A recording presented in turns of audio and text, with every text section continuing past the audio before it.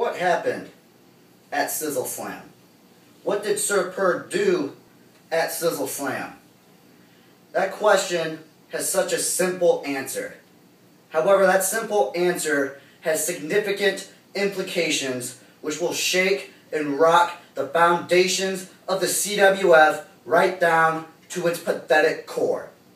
And don't you worry, you simpleton BSK.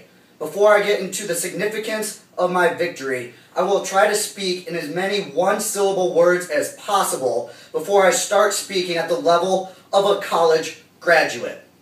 Speaking of simple, it is a shame that the CWF roster and the CWF universe can only comprehend that which is before it. So please allow me, albeit briefly, to tell you guys what happened at the end of Sizzleslam. Sir Purr stole his match. Sir Purr stole the head World Heavyweight Championship of the CWF. Sir Purr stole BSK's sappy, sentimental moment in the middle of a squared circle with his father. Sir Purr stole the whole entire fucking show of Sizzleslam.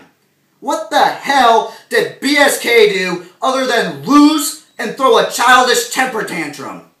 Just another day at the office for Sir Purr. But I'm not trying to revel in my victory at Sizzleslam. Oh no.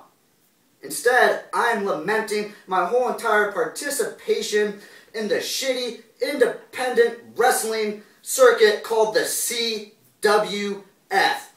In all of my international jet-setting, piss-pounding wrestling historic legacy, the CWF and Oxford, Iowa are by far and away the two biggest blemishes and embarrassments in my career. Hell, the CWF was completely bankrupt in trying to afford a superstar of my caliber. And I pissed all that money away on catnip in order to try to forget the whole entire regrettable event occurred. But don't you worry, I saved just enough piss to soil the wrongfully coveted CWF title before I went and buried it in an unnoticed, dilapidated, hobo-ejaculated upon dumpster in the dark corner of a ghetto East Des Moines blippy sub-having gas station along with the rest of the BSK pedigree. But that's not intended to sting, hurt, or call out the unworthy BSK. That is intended to sting the whole entire CWF roster and universe that is unworthy of that piss-covered, dumpster-buried CWF championship. Look at yourselves. All of you on roster are pathetic. The Rasta Queers beat Cletus and Star Spangled Slaughter, two closet homos themselves who probably broke up right before their match and the emotional turmoil was too much to handle. The drunkard dirty dog who's trying to sober up to find a real full-time job to break the poverty line.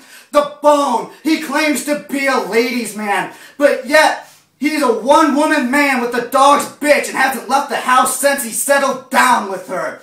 Amish Abram, he claims to be as mighty as God himself, yet he was pinned in the middle of the squared circle by a gigantic, clumsy oaf. Professor Pitiless, you hide behind your intellect and vocabulary, yet you cannot land a wrestling maneuver with any more grace than the jobber TBD. All-American Adam, you are utterly bankrupt, living in your millionaire aunt's Texas estate, wearing a French-made black dress, dusting off furniture in order to live there for free. The Benedict, hell, you're probably off selling used cars at Pat McGrath's Chevyland after your embarrassment of a tar and feathering. And BSK, you want to go to Stanford? Got news for you, you simple fuck. You are in worse shape than Jabba the Hutt. You got a dilapidated, oversized Neanderthal forehead, fat rolls on your fat rolls, and yellow, plaque-plagued gingivitis teeth. Best of luck in all your WWE future endeavors.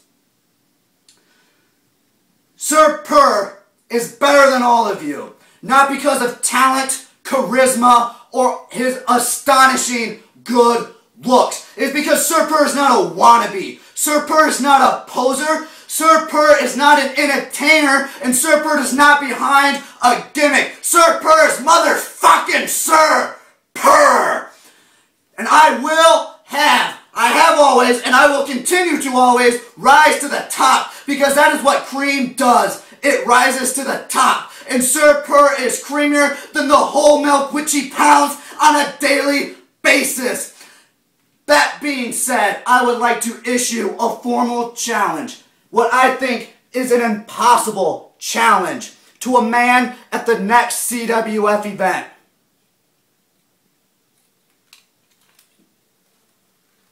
Commissioner Sean Maxson, you have been challenged.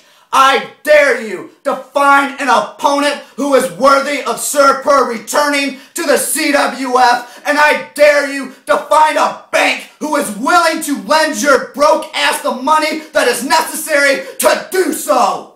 Meow, you broke bitch.